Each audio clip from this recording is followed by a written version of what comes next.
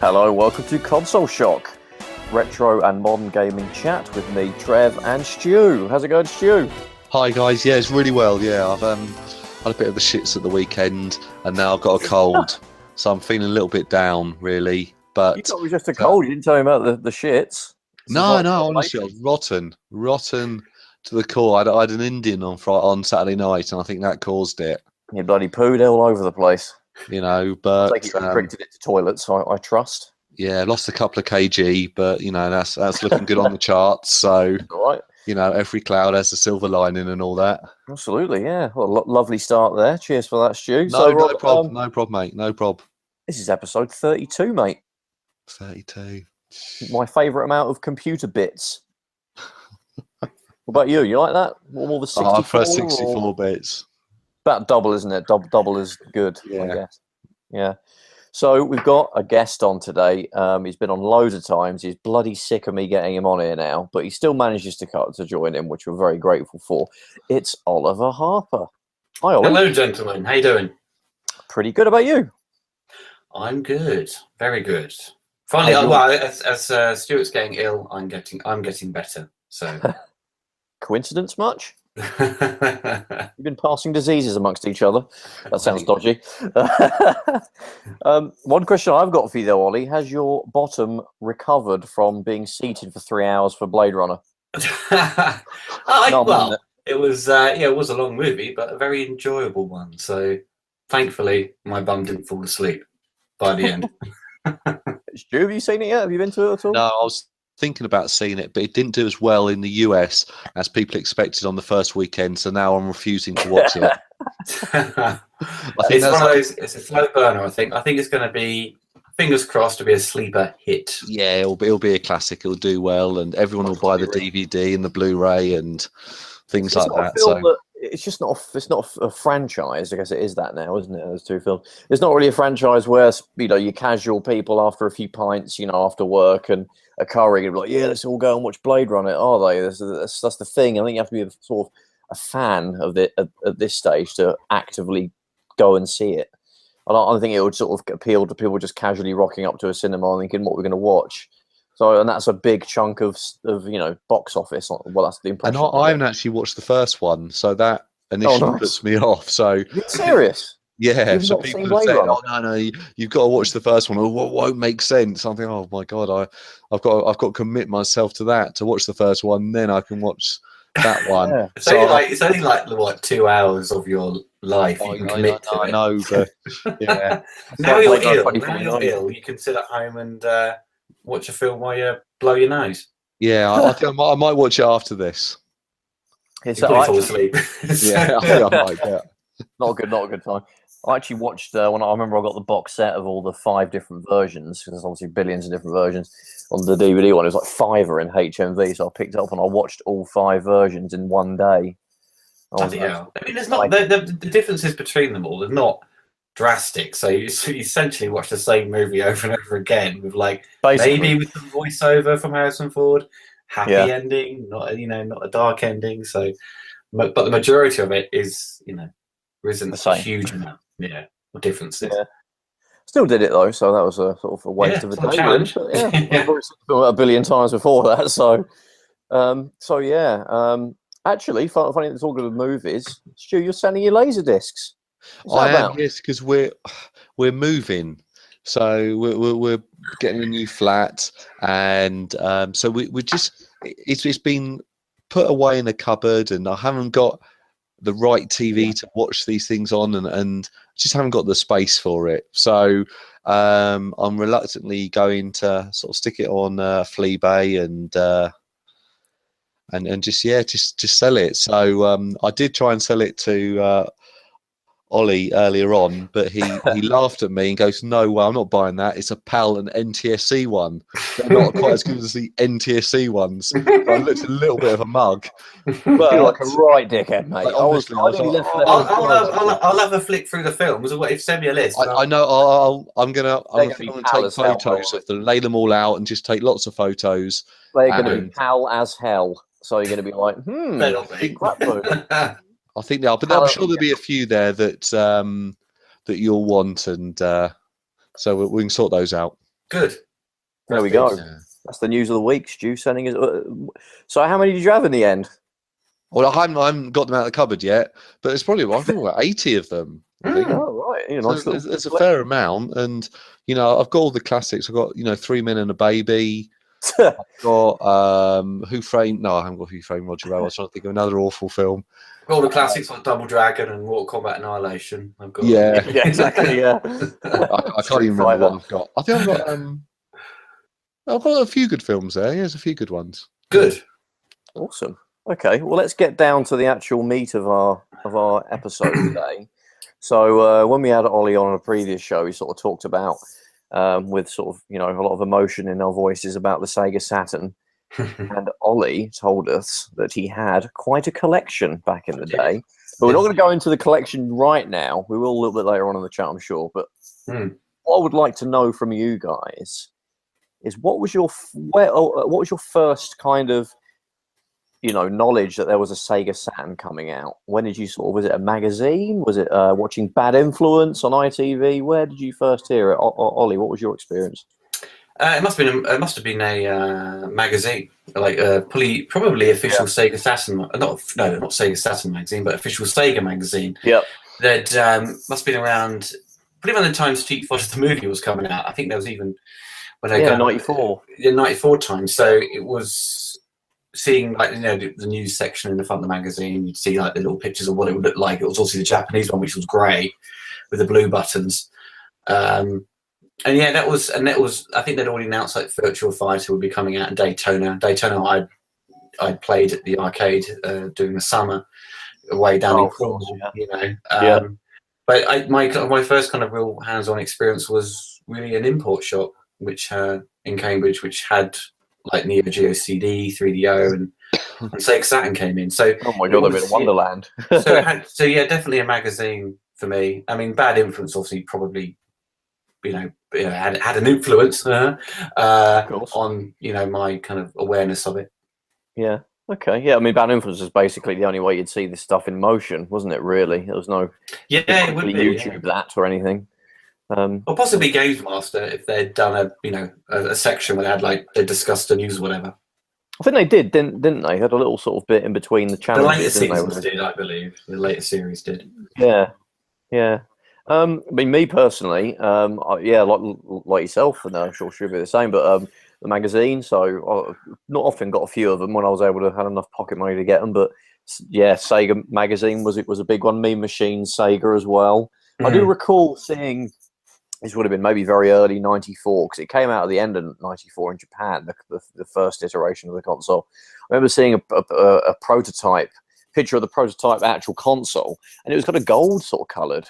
And it was the same kind of look as what we ended up with in the end, but it was kind of gold coloured. I think it had the blue buttons, but it looked awesome. There was the confusion of they're bringing out something else when they've already brought out the 32X. Yeah, but possibly even magazines like Edge, because they'd have.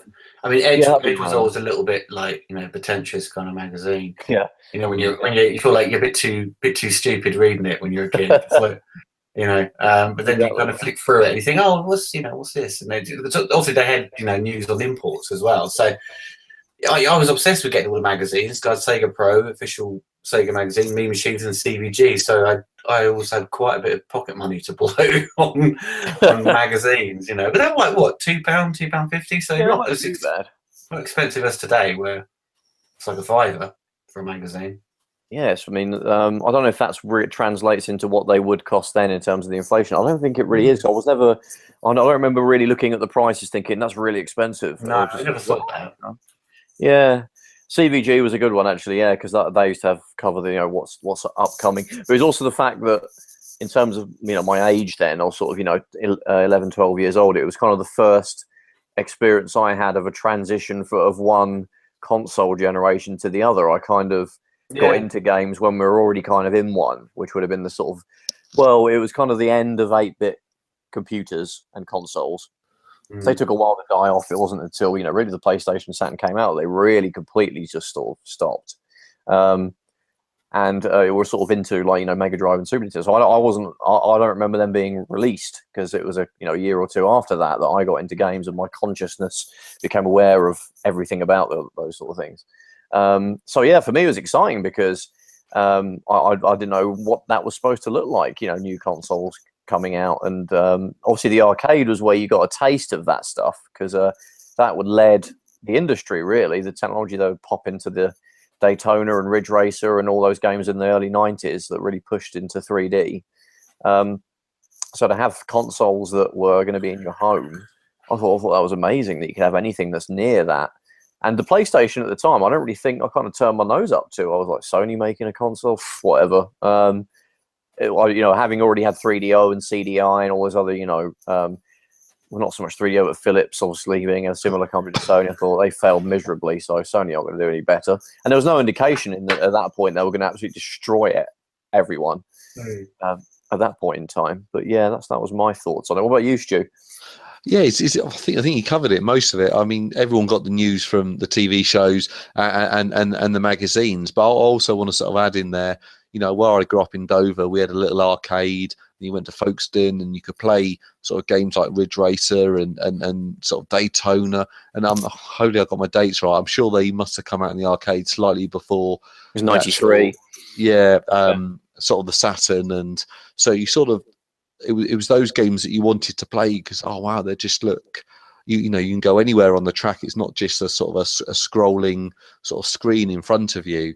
And so I was quite excited by those and things like Virtual Fighter, and we went and played all of those. But I think it was a lot about what people were talking about in the the school playground, and that's a big thing. Yeah, definitely. People, have you heard about the 32X? Oh no, the Sega Saturn's coming out, and I'm gonna wait for that. But those days when these machines came out at 300 quid, whatever they were, we were never a first adopter. I don't think any of us were.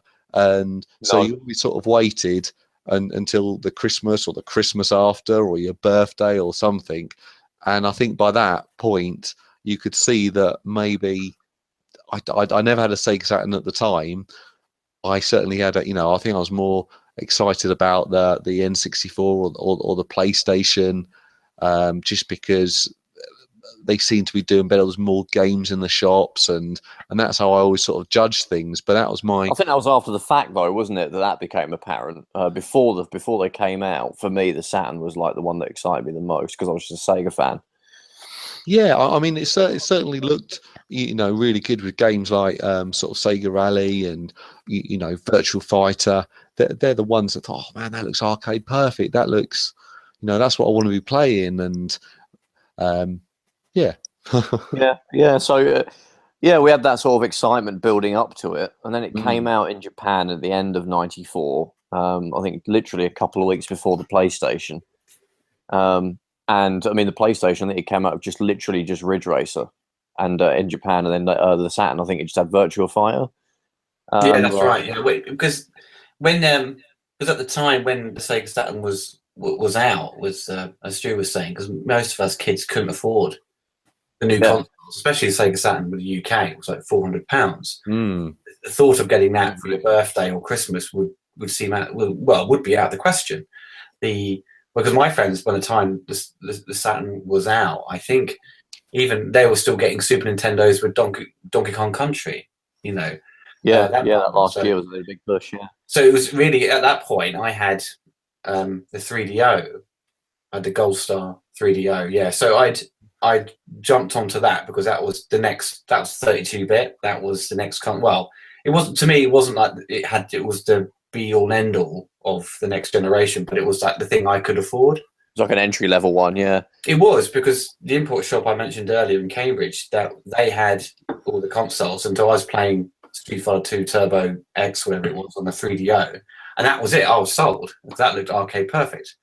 And the PlayStation was there as well, it imported, so everyone was seeing Ridge Racer in action before it came, months before it came to the UK. And if you looked at Ridge Racer and then looked at Virtual Fighter on the Sega Saturn, there was a huge jump in quality because Virtual Fighter to me at the time, still looks messy. I mean, it didn't look as good as the arcade. It wasn't a very good port. No, I think they rushed it. Yeah, and the 32X one is probably a better conversion. Yeah, I think. Yeah, it's fun, isn't it? That's generally considered that. I think that the Saturn hardware, I think it can push about as many polygons as the Model 1 hardware can. I don't know if that's 100%. Well, Sega just basically apologised and gave out Virtua Fighter Remix to everyone, which I never did actually own because you had to. I think you had to mail off. You could mail off for it. They send it to you. If you had a receipt, proof of purchase, of a Sega Saturn, they'd send it to you. Was that in the UK? Because I remember I'll look in the at UK, but you can buy it. They did release it as a physical copy. Yeah, kind of weird. You could buy it in a shop. You know what I mean? Not like it's a download. Yeah. But yeah, so for me, because around '94 when it came out, or was it '95 the UK? Was it '94 summer? So literally the dates I've got here. So it was November the 22nd, 1994. What for the UK? Japan. That was Japan, and then North America. September '95 then. July the 8th, '95 in the UK. Yeah. So it wasn't until '96, late '96, I got Sega Saturn. Yeah. Because that was the Street Fighter Alpha. That was like, I had to have that. I think that was out. Get my dates right, because Street Fighter Alpha, was it 96, 97? And I'm sure it was 96. I think it's 96. Because the PlayStation and the Saturn, they're pretty neck and neck that first year. At that point, you had a lot of conversions, the same things. Like you had Street Fighter Alpha on PlayStation and Sega Saturn, Street Fighter the movie, whatever, Alien Trilogy, Die Hard Trilogy. So it was only your friends or your magazines that would tell you which one was the better conversion. I think most of the time, those trilogy games like the Die Hard and Alien were better on the PlayStation. But when it came to the fighting games, that was really the point where I made the leap to the Saturn because it was better with the 2D animation. So you had faster loading, more frames of animation, and that won me over. So that was my ammunition, so to speak, when it came to arguing with PlayStation owners who got their console that Christmas, and I had to wait a while. I was still rocking the 3DO, but once I got the Saturn, I was like, well, come and play the fighting games at my house because they're far better than the ones on the PlayStation. The real versions of them. The real versions, but not. I didn't have Tekken, which was a good game. Yeah. It's funny because when you talk about that first year, when you sort of got into 1996. If you look at second-hand shops and Stu, you could probably back this up, which obviously you have one. I found that a lot of those sort of multi-plat releases like Loaded and silly things like Olympic Soccer and Blam Machine Head and High Octane, things like that, those sort of real run-of-the-mill third-party games. It seems like there was more. I see more copies of the Saturn versions of those. It was on Earthworm Jim 2, which is a bit of a weird one that came out. Whereas the PS1 versions, there's not very many of them, and they go for a lot. I think they're kind of almost, there must be 0.25% of the PlayStation games are these sort of ones that you're talking about. Whereas actually on the Saturn, they're probably 5-10% of the actual total UK PAL games that are out there. Yeah, and the Sega might have actually produced more copies as well, thinking that or they would have made the developer order more copies because they had different limits on minimum orders of CDs, sort of things, than Sony had, who could be a bit more careful with how many they got in. Possibly. So it's funny because that's something I've noticed over the years is a lot of those sort of multi-plat games. There's a lot more knocking around. You can always see about 50,000 Fighting Vipers and International Victory Goal, whatever like that. Sort of there's tons Structured Derby's one I always saw a lot on the Sega Saturn kicking around. And especially Alien Trilogy and was it Reloaded or just Loaded? Yeah, it was there was Loaded and Reloaded was a sequel. Loaded I saw a lot, but those I didn't buy because I didn't tend to buy the ones that my friends had on the PlayStation because I played those. So I owned it really just because I obviously loved the fighting stuff by Capcom, but it was Sega's arcade stuff because how I really got persuaded to get Sega Saturn was my old friend Jonathan. He'd had a PlayStation and I had a 3DO, and his brother had the Saturn. Oh, right. When we went round his house, we didn't play the PlayStation that much. We were on the Sega Saturn playing Guardian Heroes and Virtual Cop 1 and 2. I thought this is far more enjoyable than what my friend Johnny had. So when it came down to getting Sega Saturn, I pretty much picked up a lot of the games off his brother because he then decided to move on to the N64. So I got a lot of the decent games, like in mint condition for a fraction of the price, and pretty much all these Sega Saturn magazines. So you had issue from 1 to what it was at the time, issue 16 or something. And so that was amazing. I just got his whole collection for a fraction of the price. So that was like a quarter of my collection already complete with, already kind of, I'd already received within the first space of a month or two. So he did well there. I know.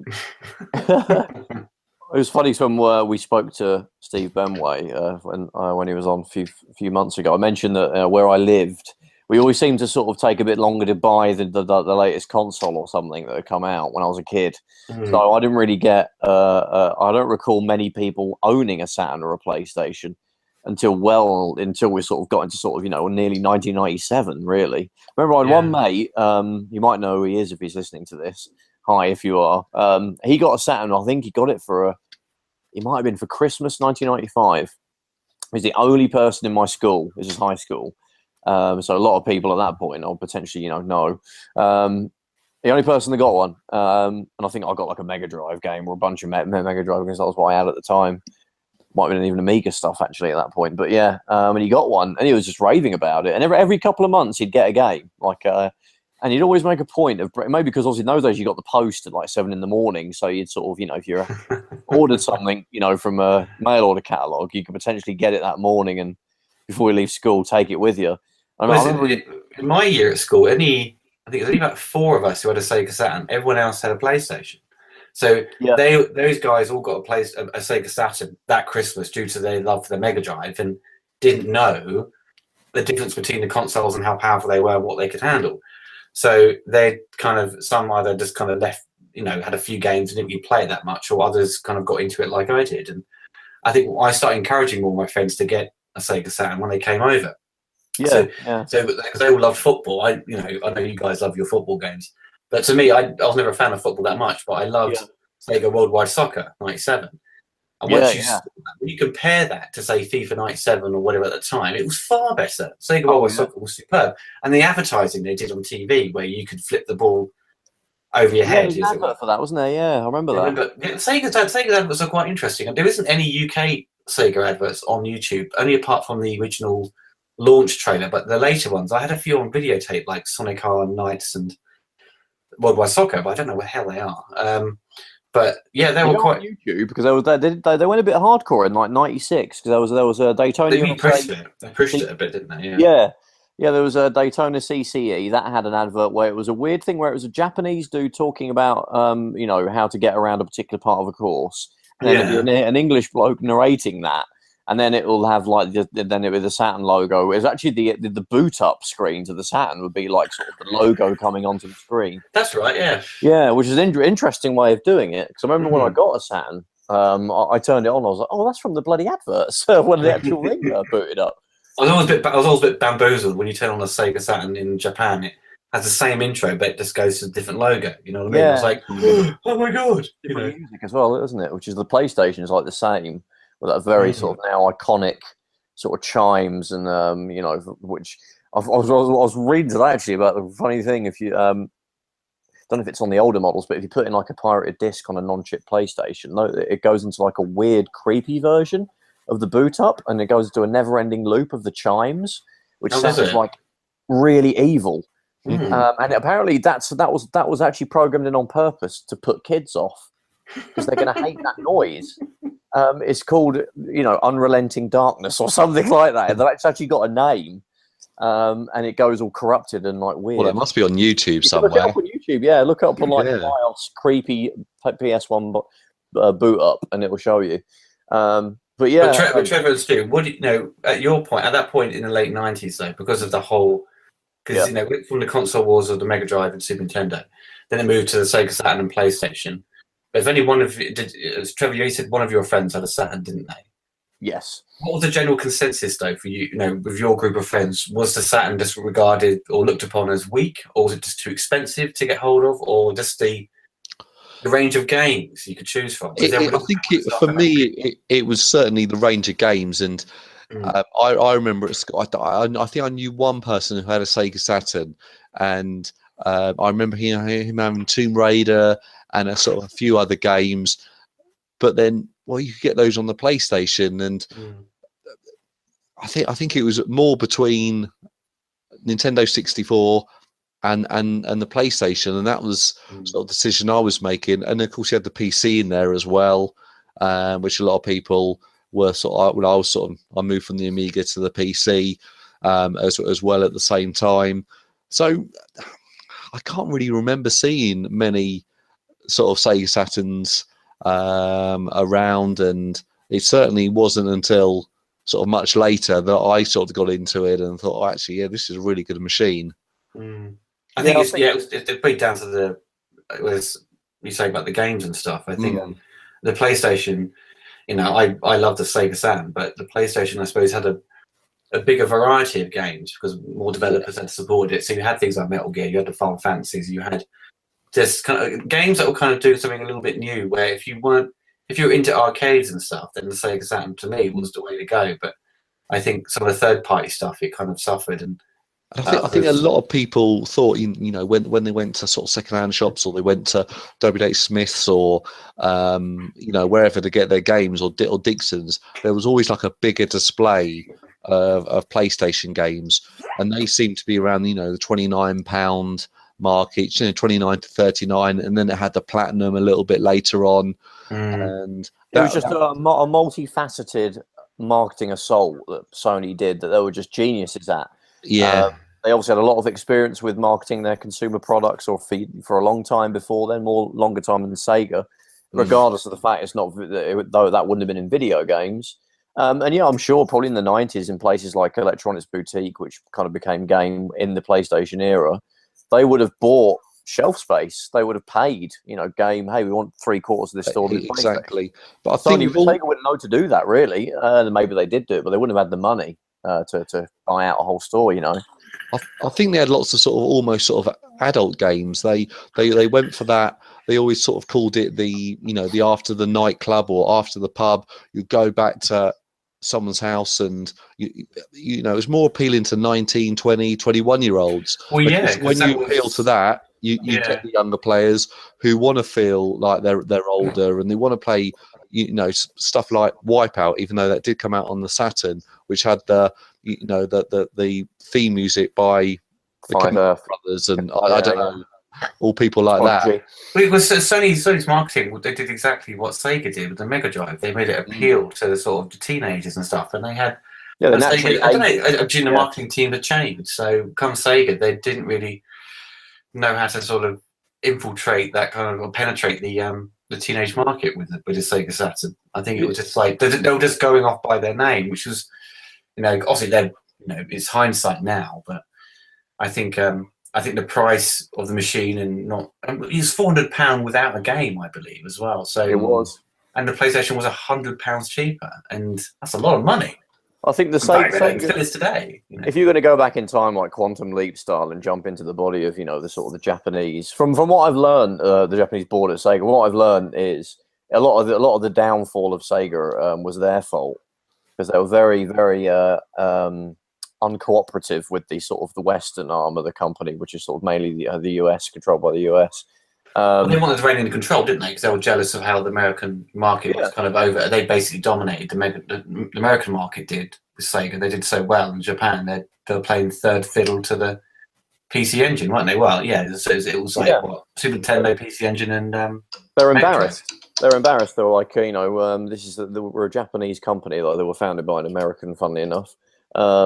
And they're like, we're the ones that should be killing this. How can we let these Europeans and Americans win in their territories, whereas we can't here? Instead of having the attitude of, that's great. Those guys are doing great. Long may it continue. And we can, use that experience to try and help our guys out, which would have been the natural thing to do. It's just, politics and all that stuff got in the way. But there's other things as well. I mean, it wasn't just that. Releasing, too many add-ons for the Mega Drive. I mean, the Mega CD, probably a good idea. To be honest, it probably should have been a bit earlier. I mean, the best example of a CD add-on is the PC Engine CD. Came out very shortly after the original unit. by about a year. So it was 1988, which is amazing when you think about, you know, how early that was into CD-ROM technology, right at the beginning, literally the beginning. And the thing is, the games that were put on the CD-ROM were sympathetic to the format. They didn't try and stuff it with FMV. You just got really nice music. The games are largely the same as what you would get on a Hue card. But you get, you know, cool animated intros. Use the sort of basically the graphics, computer pixel art. It wasn't like an animation that was like sort of, you know, digitized in or anything. There were games that had that, and actually, you know, the majority of the games on the PC Engine were the CD ones. So it became a default thing to buy the CD drive. But the Mega CD came out. I mean, in the UK, it came out in 1993. Yeah, it was too late, overpriced. Way too late. It was that was, you know, the Mega CD was its competition to the PC Engine, really, and it obviously got off to a bad start with those kind of FMV games, which were, in screenshots, you'd think, oh wow, this looks amazing, but when you see it in live action, I didn't see a Mega CD in live action for a while, really. Only like one or two people I knew had one. I didn't know anyone that was like through a friend of a friend, you know. So I didn't pick up one myself till years later, and I saw them in the flesh, like in second-hand shops before then. But yeah, it was just way too. I mean, you're looking at 500 quid then to get a Mega Drive and a Mega CD. But it's just like, yeah, I mean, we got the Mega CD 1 in the UK in like April 1993. Then we got the Mega CD 2 literally like 4 months later. It wasn't even any gap between the two units. But yeah, I mean, the library was poor. I mean, I actually think there's good games on the Mega CD, and to be honest, if they just released that a couple of years earlier, I know you're asking a lot of the technology to be ready, you know, more quickly, but obviously it was possible because NEC were able to do it. And if they just stuck with the Mega CD as a nice little add-on, you know, came out relatively soon after the Mega Drive, and it was cheaper, then just that was it. That was the add-on. Didn't bother with the 32X. So, but the cost of it really kind of came in with the sort of the scaling effect chip they had in, and the sort of double speed CD drive. Because double speed CD drives were quite expensive. They were. Yeah.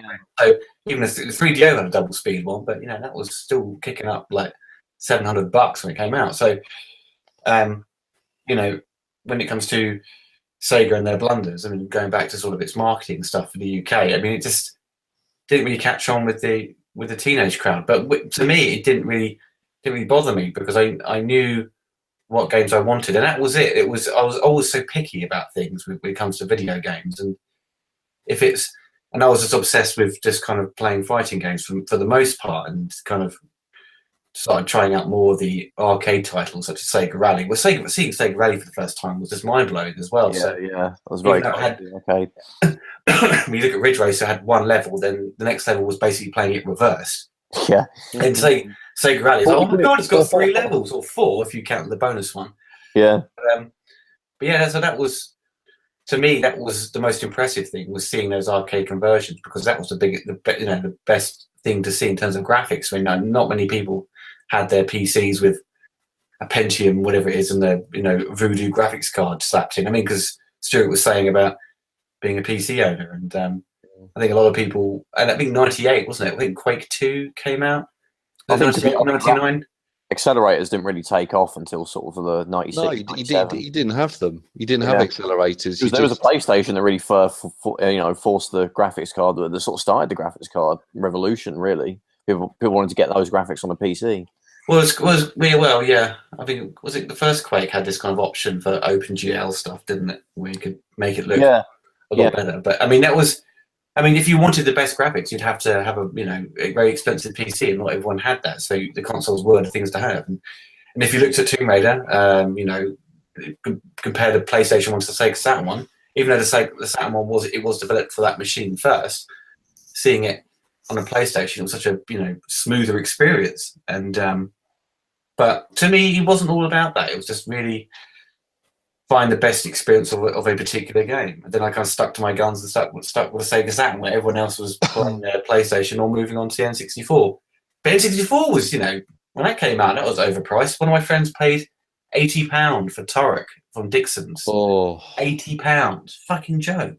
I mean, the actual unit was ridiculous. I mean, it came out in the UK at 250 quid without a game. And then they actually knocked off, another genius Sony move, the day the N64 came out in March '97 in the UK. Sony reduced the price of the PlayStation to 130 quid.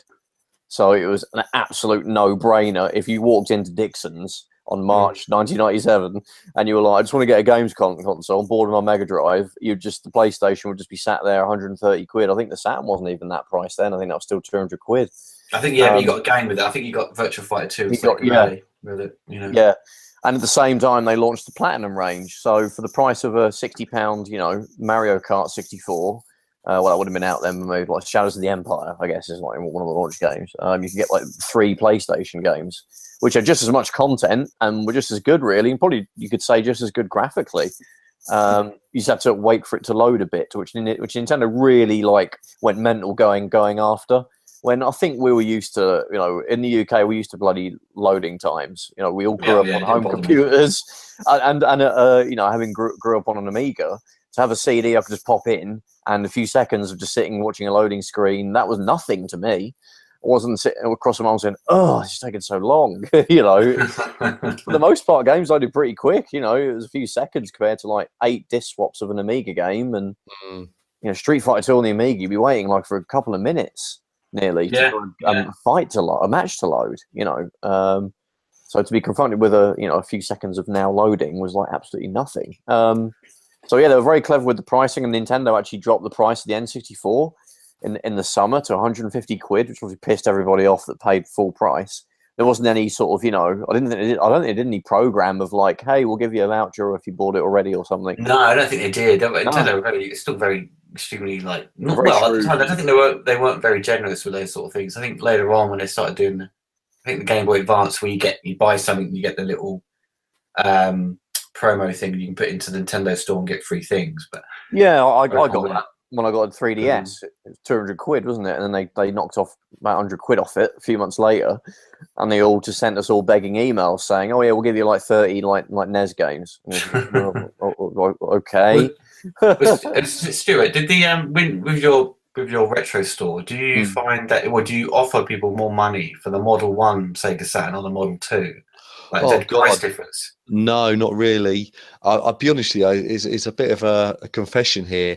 I always do get slightly confused between which one is the old one and which one is the new one, because one's got the oval and one's got the round buttons. The Model 2 is the round buttons, Yeah, so I'll be honest with you, Yeah, I do get a bit confused between the two, and so I just always offer the same for each one. For the first one, it's got the power and the access lights. Big fan of access lights. I like the controller as well. I don't like the first controller. I prefer the smaller controller. Yeah, it's the best controller ever. The second controller is one of the best D-pads ever. I mean, the amount of replicas they make of that now, the sort of generic 2D fighter controller, it's just the Saturn controller. I've gone through 3 of them, like breaking them, because they don't build them as well as Sega, so I've gone through like a couple of them.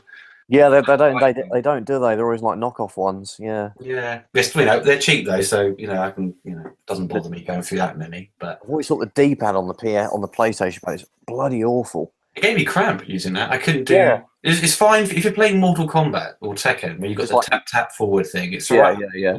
When you're playing Street Fighter, you can't do those quarter circles as well. So.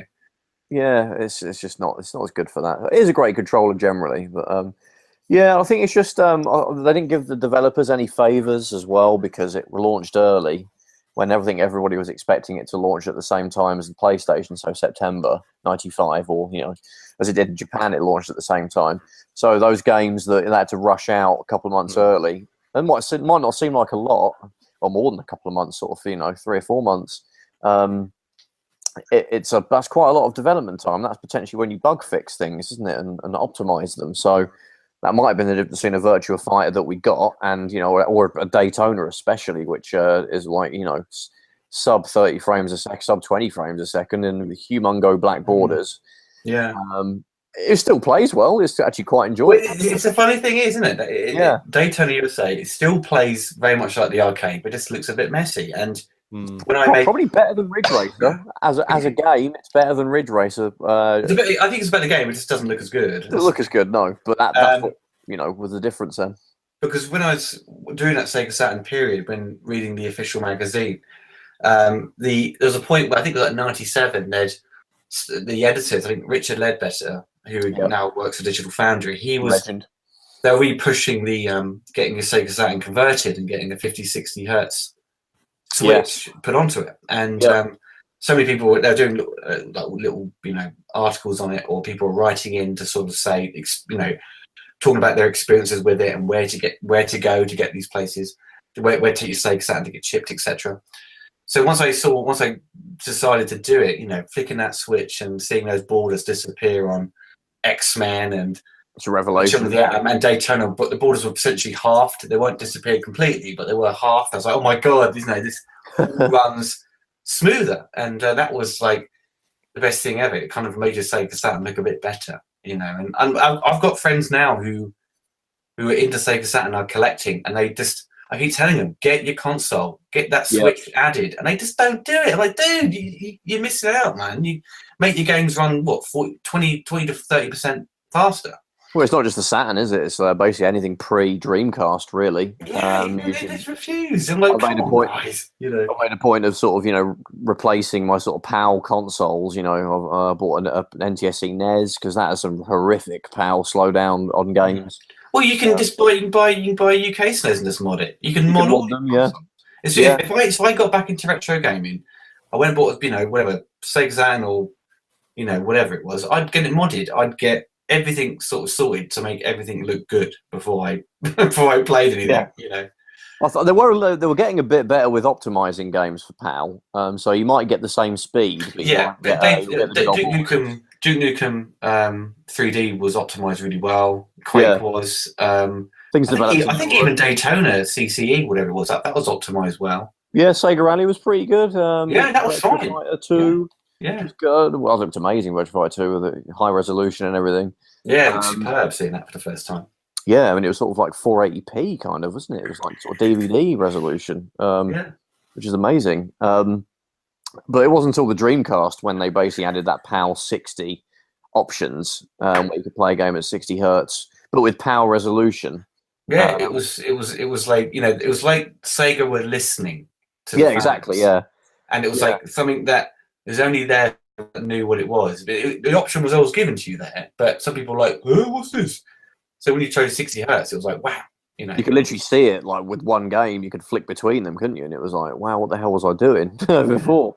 And even the PS2 wasn't great with that, was it? Afterwards, I mean, some games gave you the option, I think, but not all of them. Not all of them, no. It was Stuart, yours still doesn't do mods, does it? Or have you thought about? No, we've got a repair counter, and I know he can do certain bits and pieces, but to be honest with you, he's just repairing PS4s and Xbox Ones and things like that all day, or something. Then and say, "Hey, can you make this like 60 hertz?" Or I think he can do it. It's not something that he focuses on, but you should do it. It'd be an option. Get people to come in and go, "Look, you can Sega Saturn. You'll look the bee's knees."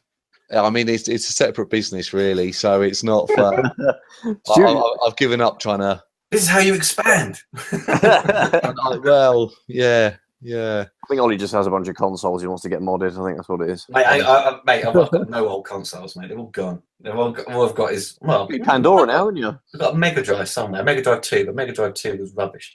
Yeah, I think the Mega Drive is a bit one of the easiest consoles to mod. I think it's kind of got a lot of the circuitry in there already. It's just the Model 1 Sega Saturn was more difficult to mod than the Model 2. Yeah, that's why. I modded my own. I modded the Neo Geo AES. I turned it from 50 hertz to 60 hertz. But literally, I found like the schematics of the board. Online, they did like a how-to thing. All you do is just chop a wire, and it just sends a signal to the 60 hertz. Oh, so you haven't even got to like solder an extra nothing crystal or something. Or I think I could do that. That's piece of piss. Yeah. I think I could do that. Yeah, it's like the credit is stopping the NES region lock, isn't it? You just chop a pin off. Yeah, even the Mega Drive, wasn't it? You just chop around those little plastic bits. Cut off. cut a trace somewhere, and it works. Just look on Luke Morse; he's got all those great videos of him doing it. You just had to make sure you had an RGB SCART, wasn't it? If you put a Japanese or US cartridge in the Mega Drive. Yeah, that's right. Yeah, because that'll be able to sort of pull through the right signal. I mean, the only thing where we have the advantage is just like things like Amigas and stuff, where most of the games are 50 hertz, built for 50 hertz. So Americans are sort of falling over themselves to get their internet to get. That's the thing, because they can't. If they import it, they've got to then get a monitor really. Shit, haven't they? Yeah, they've got to get pick up the PAL signal. Yeah. So then I remember like I got a Saturn very very late. I mean, we're looking at when it was starting to get, because I had a PlayStation, I had an N64. So what made you decide to get the Saturn though so late? Was it just a particular game you wanted? Or it was just sort of cheap. It was just in cash converters. It was literally like that. That was the first. It was about 98 that they started filtering their way down to your cash converters and your was it CEX at that point? CEX, and there'd be about sort of 90 quid for a loose one, you know. So at that point, and I was sort of at the age where I was sort of 14, 15 years old. You know, you have your sort of jobs you do on Christmas holidays and summer holidays, so I could buy something like that. I think I had a birthday, and I got my dad to grab me one that I saw in a cash converters, and I got it, and I got a bunch of games. Again, the sort of second-hand games started filtering through at that point. People were starting to swap things and all that. I think I got got Wipeout. I think I got Sega Worldwide Soccer. I got Sega Rally. And I remember like really enjoying and it was the only thing I played for. Actually, I'm not sure. I did have my PlayStation, and it was the only thing I played for a few months. These are games, obviously, the Sega arcade games. I knew about them and saw them on TV and talked about them at the playground. But to play them was amazing. So to actually do that was great. And a lot of these were arcade games were games that I played because I lived in a seaside town in Essex.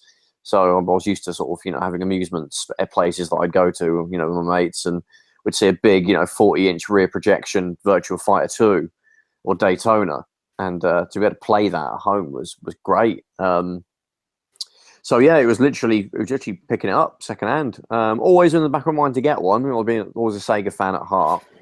But yeah, got sort of sidetracked with the PlayStation and the N64. It was a pretty good sidetracks, to be fair.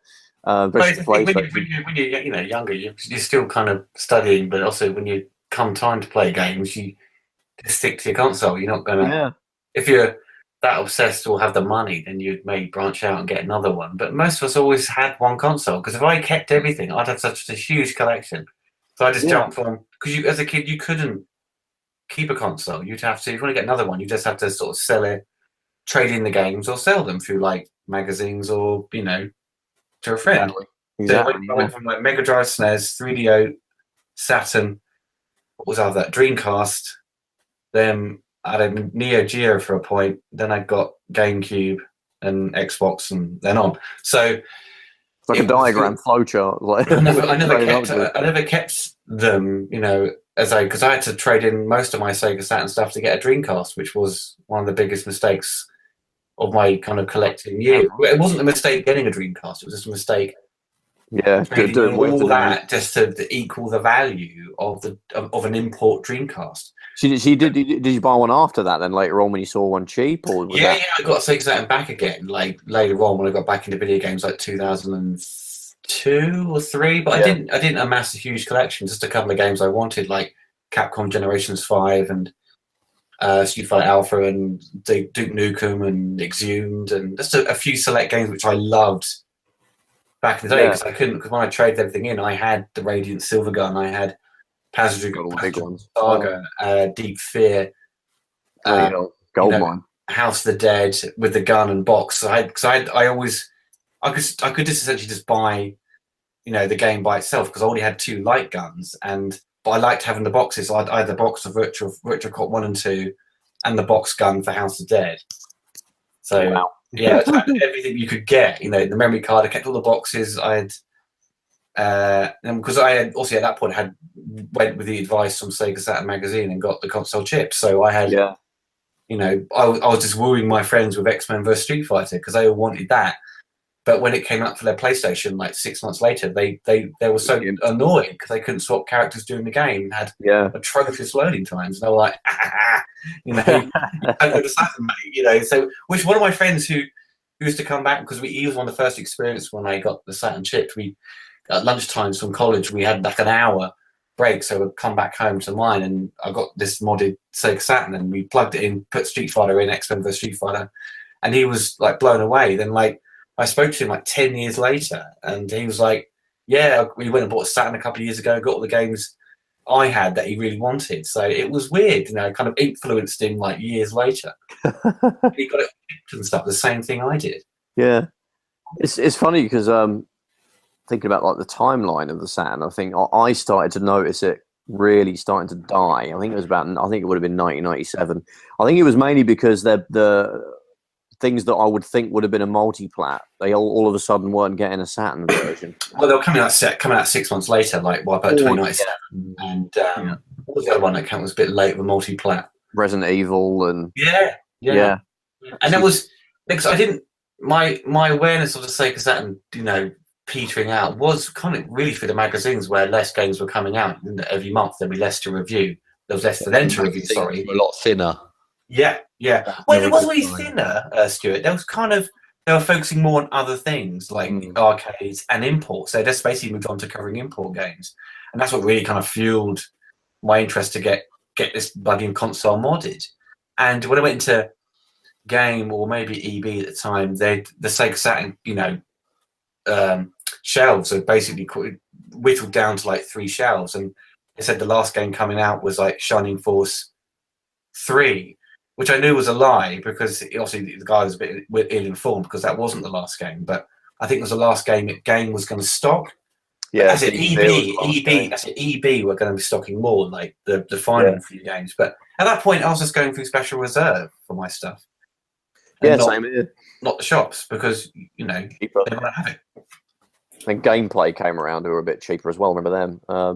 I think Deep Fear was the final PAL Sega Saturn game, which came out in June 1998. Funny enough. And that was Resident Evil clone that looks okay graphically, but it had some of the worst voiceovers. It's hilariously bad, and it's basically like it's like Resident Evil, but with the plot from that Peter Weller film Leviathan. Oh right, yeah. It's kind of underwater, kind of like alien ripoff. So it's basically a bit like that. So it was kind of a charm. I did play Deep Fear like last Christmas, and I was going through it. I thought, I might do Let's Play this. But I never got around to doing it, which I will do actually at some point. But it seems like Burning Rangers as well. That was just an amazing thing to see, because a game that was, even though it was incredibly glitchy, had all these great transparencies in it, which everyone kept telling me, no, the Saturn can't do that. And when you see things like Alien Trilogy or Die Hard Trilogy, when you see those explosions, they're all just like these kind of mesh, faux kind of transparencies, which was so ugly. And so my friends like to rub that in, go, oh, my PlayStation one's better than yours. I'm like, yeah, fuck off. I think Sega had access to the better sort of programming libraries, and there's the third parties. Well, also there's the guys that made the hardware, so they would obviously know how to sort of. Well, it's just those conversions, early conversions. They all relied on one of the chips and not the second chip, so they just used that, which was easier to take advantage of and communicate with, to sort of transfer the game. So when we first started talking, Trevor, because we had a discussion on FIFA 98, and yeah, we did. Yeah, that game. When it was reviewed in the Sega Saturn magazine, it got like 56%, or maybe just a little bit higher than that. Yeah, that's right. And it did look pretty bad, and the review was bad. And I saw it going cheap. I thought, well, fuck it, I'll buy it anyway. And it played all right. It played fine. Yeah. It's like a dog's ass, but it played all right. So I was like, well, it's close. I mean, when you play it, all the same. If you're used to playing the PlayStation version, which is there was a PC version, which is probably the best version, but gameplay wise, it plays the same. It just goes really jerky, and the players are boxier. So it plays perfectly well. Running around, Yeah, and it's actually it's a little bit of a I don't know if it's a collector's item. You probably got about 50 of them in your shop, but it's the last EA Sega game ever. What's that? The World Cup? Yeah, on Saturn. Yeah, it's quite hard to find that one actually. Comes in like great big EA boxes that are quite. Yeah, they're sort of double size, aren't they? Yeah, well, Mega Drive boxes, weren't they? But it's ginormous ones. Yeah, they were. Yeah, because EA always had a bit of a special relationship with Sega. Sega got them into consoles really by giving them a very good deal on being a third party.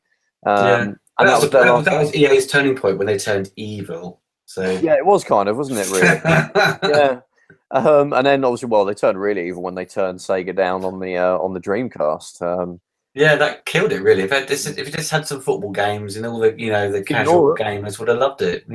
Yeah, we got those very bizarre Sega Worldwide Soccer 2000, games that weren't really Sega Worldwide. Was it Virtual Striker that came out for Dreamcast? Virtual Striker 2? Virtual Striker 2, yeah, came out. Yeah, I had that. I really liked it. It just plays nothing like a football game, though. It's just sort of arcade long ball. Yeah. I like arcade football games, like Super Sidekicks on the Neo Geo. It's fucking bonkers. I love it. It's very similar to that. Yeah, very similar. Just get the ball and pelt it and see what happens. Yeah, yeah. I mean, it's all of like Virtual Striker 2. It looked bloody amazing at the time, because this is before the PS2 came out. It's before like the first FIFA came out on that. So that was the best football game you could get graphically.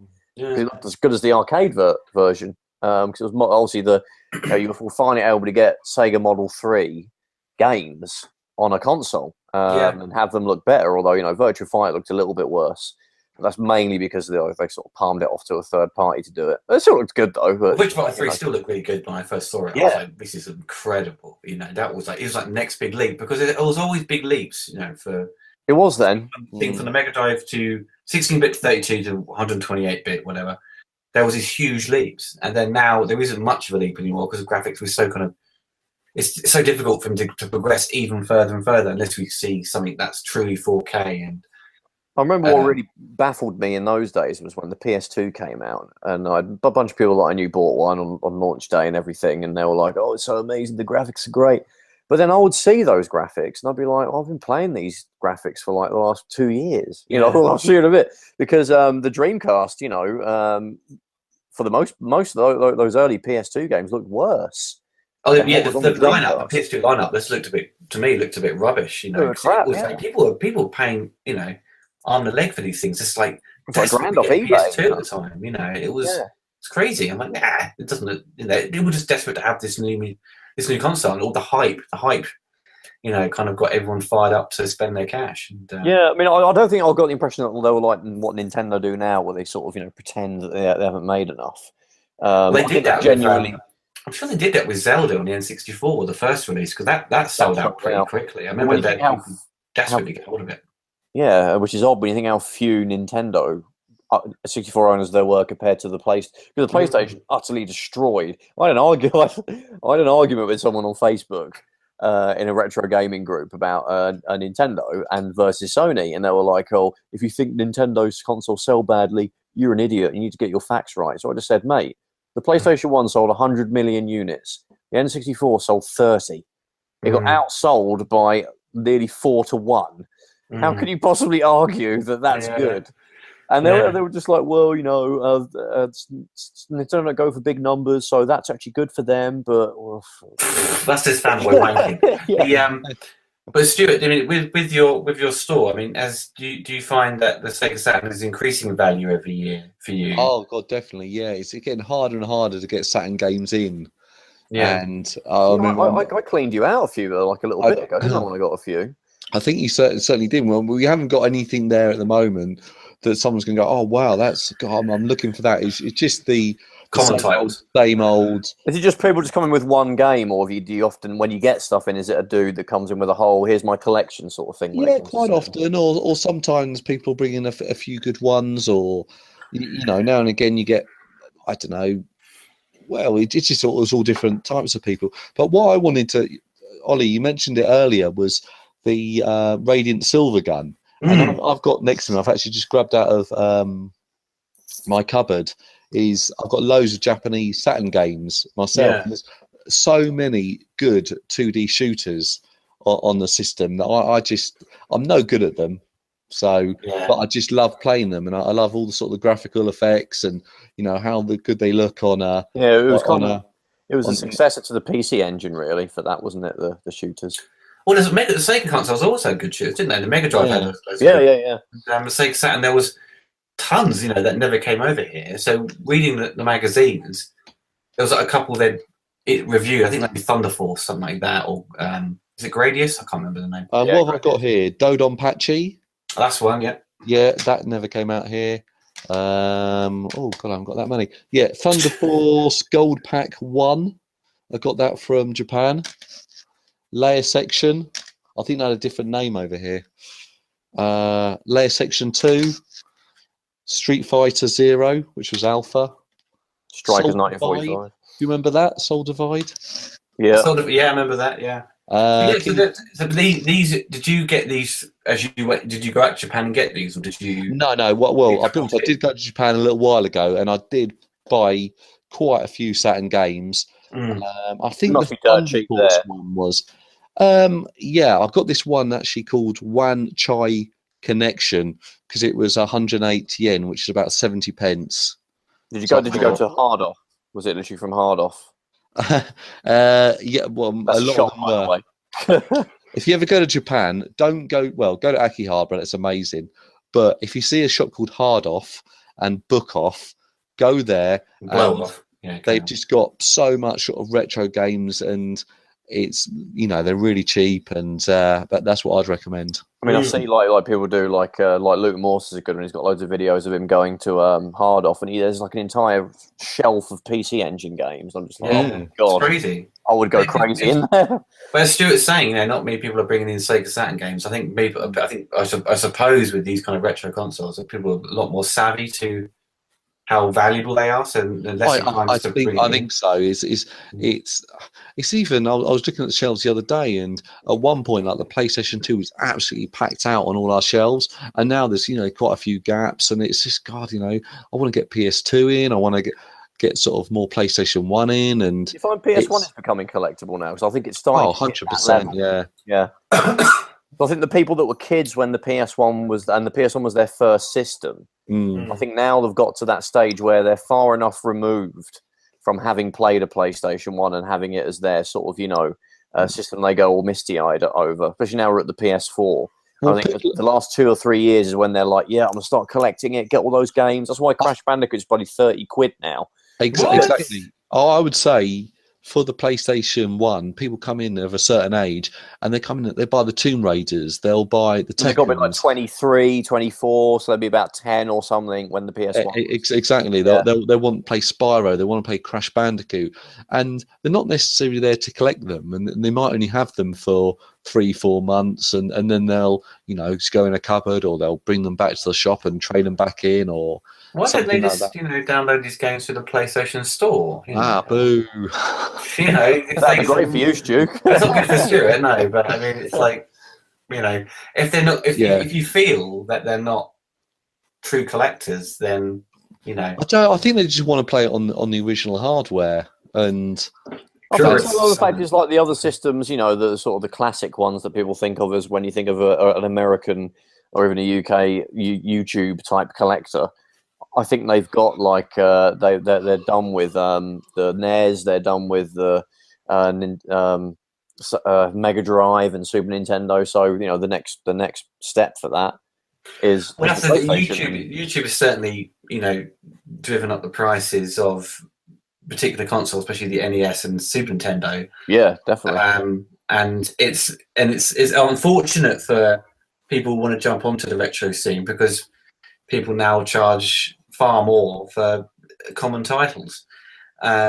So it's now they're kind of moving on to other consoles. Now Sega Saturn's obviously being bitten by the retro scene, so that everyone wants a piece of that, and there's no point in even putting your stepping into the Neo Geo scene because you'd be bankrupted. So there's always the Mega. I think the Mega Drive is still kind of like, I think, reasonable. I think in the UK, the Mega Drive is the easiest console to collect for out of all of them. I think so. It was very popular. It outsold in the SNES in the UK. The boxes are better condition, so you don't have to. Because I've got friends who collect Super Nintendo, and they're going to be really, particular about how good the condition of the box and when it. I mean, kids aren't going to keep the boxes in mint condition. You have to be really,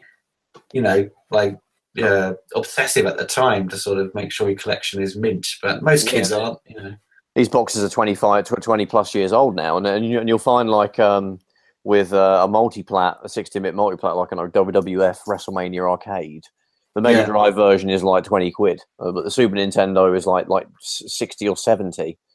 And sometimes the SNES version was inferior to the Mega Drive version. Sports games, especially, basically all the FIFA games are terrible on the Super Nintendo. They're way better on, but they'll pay you of what that game's like £3 on the Mega Drive, even complete in a box. The SNES is like a tenner. Obviously, that's still not a lot, but that's like 3 times as much, more than 3 times as much. Just because of the cardboard box and the whole premium that you get with that. And also, like NES in the UK was fairly obscure compared to the other, Mega and all that stuff. So that adds a premium on top of. You're better off importing NTSC versions of NES games. It's actually cheaper. They're just so more common. Yeah, they're just a lot more common, and probably Super Nintendo, because it's just a bigger country with more people, so they're going to make more units of everything. Of course. Whereas we would just get however many. But then when we got to the PlayStation, that was the first console to sort of break hundreds of millions of units. So I can't see that becoming, apart from the big like the Castlevania Symphony of the Night and ones that are Konami where you pay the Konami tax on, or the Atlas tax, or because it's just some obscure whatever. If it's not a Konami sports game, anything that's not a Konami sports game, or Metal Gear Solid, because there's tons of them. I can't see them ever not becoming really mega niche collectible thingy type thing. And the PlayStation 2 even less. I mean, your store's gonna be filled with PS2 for another 15 years. Well, I don't mind it. It all sells, but yeah. But guys, if you go back to Sega Saturn, which game do you feel is the best for the console? I mean, which is there a particular favourite you have? Fighters Mega Mix. Mega Mix for you. Yeah. What about you, Stu? Oh, I've got 2. I'm going to go for Sega Rally. So I just love the way that felt. Yeah. And Dodonpachi on the for the Japanese. Ah. Yeah, what's yours, Ollie? It's a tough one. There's I would say a fighting game, but probably it's still a fighting game actually. It's not a one-on-one fighter, but probably Guardian Heroes was probably the most crazy one for me. One I played a lot with everyone, and possibly even maybe Saturn Bomberman. I mean, I managed to get 8-player on that. That was close to 10-player. Yeah, you could do 10, couldn't it, with 2 multi-taps? Yeah, it was bonkers, man. It was crazy. Yeah. So probably Guardian Heroes. So there's other, obviously some of the final games that kind of came out for it were really good. I mean, Burning Rangers was mesmerizing to me, because every time you save someone, they sent you a letter, and if you opened the letter, you could get something like a hidden thing, or like a little option to have like a sound test. But it just seemed quite unique at the time when you save someone, they sent you a letter. It was interesting. I did a Let's Play of Burning Rangers not a few months back, and I managed to find Yuri Naka in the game. And, right, the guy with Sonic, which I never found. I never found him before when I had the game, but I found it. I was randomly going through it. It was that as well. You had those guys were still knocking around Sega, weren't they? Like Yu Suzuki and Yuji Naka. So you got their kind of, they were around with the Dreamcast as well, but that was kind of still at their peak of creating stuff and making all these great Sega games. So definitely. Yeah. Okay, guys. Well, I think we've gone over an hour. So just to put a disclaimer out there for any Sony fanboys, we do acknowledge that the PlayStation was awesome. It is one of the greatest consoles. Maybe not. Maybe not Oliver. I don't know. I don't know how he feels about the PlayStation. So go and complain on his channel. None of that nonsense. I'm sure we all do a PlayStation 1 console. PlayStation 1 episode in the future. Not sure one at some point. Don't talk to me about it. I thought it was a bunch of stupid people bought it. And good luck with your 2 megabyte of RAM on your 2D games, mate. Yeah. So we don't resent all you people from abandoning Sega in their hour of need. I think they were the architects of their own downfall a bit. They did try. The Dreamcast is the real tragedy, in my opinion. That's the greatest games console ever. Yeah, that was heartbreaking seeing that go. But it was, and it was just the amount of preaching that we had to do to our mate to say, no, wait for the PS2. Look, you can play Soul Calibur, Virtua Tennis, Shenmue, and they were just like, Shenmue, I'm just walking around opening drawers. No, you don't get it. You need to play. I never liked Shenmue. I know I never liked it. Just wandering around, asking stupid questions and moving boxes. It made no fucking sense. Man, it was the best thing since sliced bread. I loved it. God. It's one of those games where Shenmue is one of those games where if you watch someone play it, it's boring as fuck. But if you play it yourself, for me, it was an amazing experience. It's like watching Zelda. It's like watching someone play an RPG. I don't know how anyone watches someone do a Let's Play of an RPG. Yeah. So boring. But if you play it yourself, it's incredible. But watching someone else, no way. Great story I've got on Shenmue is I got my girlfriend to play it, and because she's like, "What is this shit?" And I said, "Well, play it." And she just got up in the morning, took the 10,000 yen that Ine-san left Rio, and went to the arcade and played darts. And then went back to bed. that was that. That put her off pretty much for life. So yeah, Shenmue 3, guys. Woo! You getting it? You getting it, Ollie? Were you actually a fan? It's coming out on the PS4, isn't it? So on PC, I think, weirdly, but yeah. I don't own a PlayStation 4, so controversial. PlayStation 4, the Quest for Peace. No, I don't own it. Maybe they would convert to the Xbox One. Who knows? You haven't ordered a Xbox One X, or he's going to sit out and see what happens? Or I'm tempted, but it's what, £500. So I may put the money down, but only if it's like if I really if I see it in action or see something on there that I really want. But I don't know. We'll see. You've got a 4K telly to actually take advantage of it. I do, yeah. So. Yeah. Oh, there you go. You can see all the pixels. Exciting. Yeah.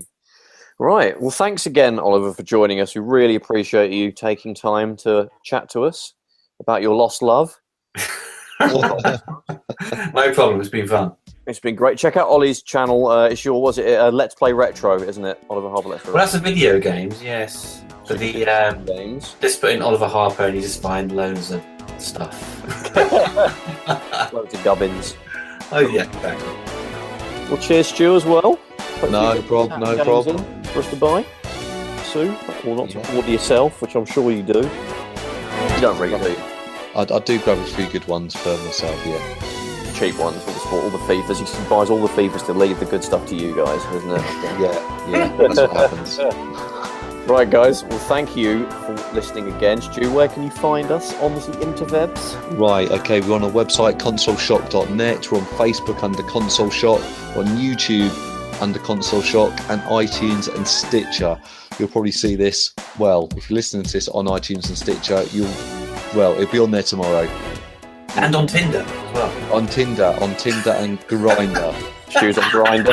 On Grindr. Username Pamela Anderson. Pummel her. Pamela Anderson. Pummel her. Anderson. Anyway. Thanks, guys. Thanks for listening, and we'll see you on the next one. Take care, everybody. Take care. Bye.